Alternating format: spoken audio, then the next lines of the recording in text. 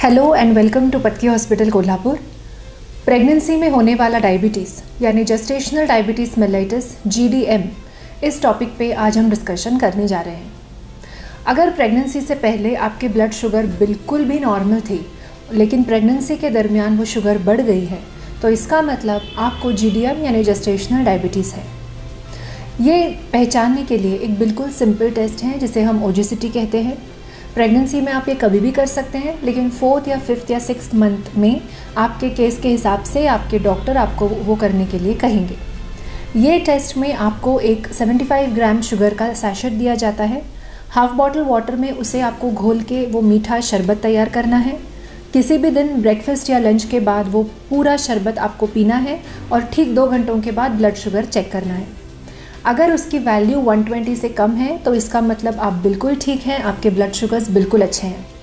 अगर इसका वैल्यू 120 से 140 के बीच में है तो आप बॉर्डर पे खड़े हैं, बाउंड्री लाइन पे खड़े हैं, कभी भी आपको शुगर हो सकती है। आपको बिल्कुल इस सिलसिले में सावधान रहना है। और अगर ये ओबेसिटी टेस्ट का वैल्यू 140 से ऊपर आता है तो आपको कोई भी दूसरी टेस्ट करने की ज़रूरत नहीं। इसका मतलब आपको GDM है और आपको इस केस में ट्रीटमेंट शुरू करनी चाहिए। कई बार पेशेंट कहते हैं कि लेकिन हम ये टेस्ट करने से पहले 2 दिन बहुत ही मीठा खा रहे थे, घर में फंक्शन था, हमारा डाइट पे ध्यान हट गया और फिर हमने ये टेस्ट किया और देखो फिर हमारा शुगर बढ़ गया है। तो हमें ऐसे बहाने नहीं देने चाहिए। अगर आपका ब्लड शुगर एक रीडिंग 140 के ऊपर ओबेसिटी दिखा रहा है तो इसका मतलब आपको GDM है और आपको कोई भी बहाना ना बना के इसकी ट्रीटमेंट शुरू करनी चाहिए।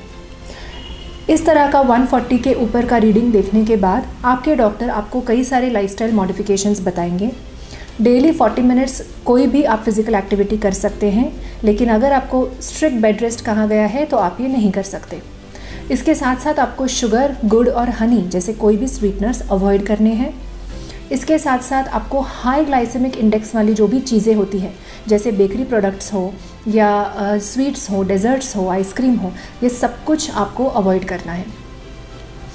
ये लाइफस्टाइल चेंजेस करने के 2 to 3 वीक्स बाद आपको दोबारा ओबेसिटी टेस्ट या ब्लड शुगर रिपीट करने के लिए कहा जाएगा। अगर वैल्यू कंट्रोल में है अच्छी बात, अगर वैल्यू अभी भी ज़्यादा है तो हो सकता है आपको टैबलेट्स, और टैबलेट्स से भी अगर रिस्पॉन्स ना आए तो इंसुलिन शुरू किया जाता है। कई बार पेशेंट्स इस तरह के टैबलेट्स या इंसुलिन लेने से झिझकते हैं, कहते हैं कि हम तो इतने यंग हैं, हमारे घर में किसी को डायबिटीज़ नहीं है, तो हमें ऐसे कैसे हो सकता है। लेकिन इम्पॉर्टेंट ये है कि प्रेगनेंसी के दौरान आपका ब्लड शुगर बिल्कुल कंट्रोल में रहे, क्योंकि ब्लड शुगर अगर डिरेंज्ड है तो इसका आपके सेहत पे और आपके बेबी पे सेहत पे बहुत ज़्यादा साइड इफ़ेक्ट हो सकते हैं। इसलिए ब्लड शुगर कंट्रोल में रखने के लिए लाइफस्टाइल चेंजेस, खाने में परहेज़, एक्सरसाइज, टैबलेट्स और इस सबसे भी कंट्रोल नहीं हो रहा है तो इंसुलिन, ये सब आपको लेना है।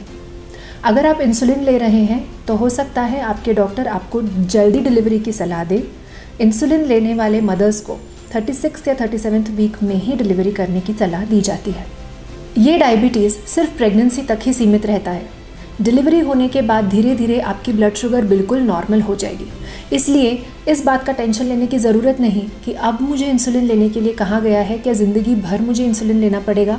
तो नहीं, डिलीवरी के 6 हफ्तों के बाद दोबारा शुगर चेक करते हैं और इंसुलिन बंद कर देते हैं।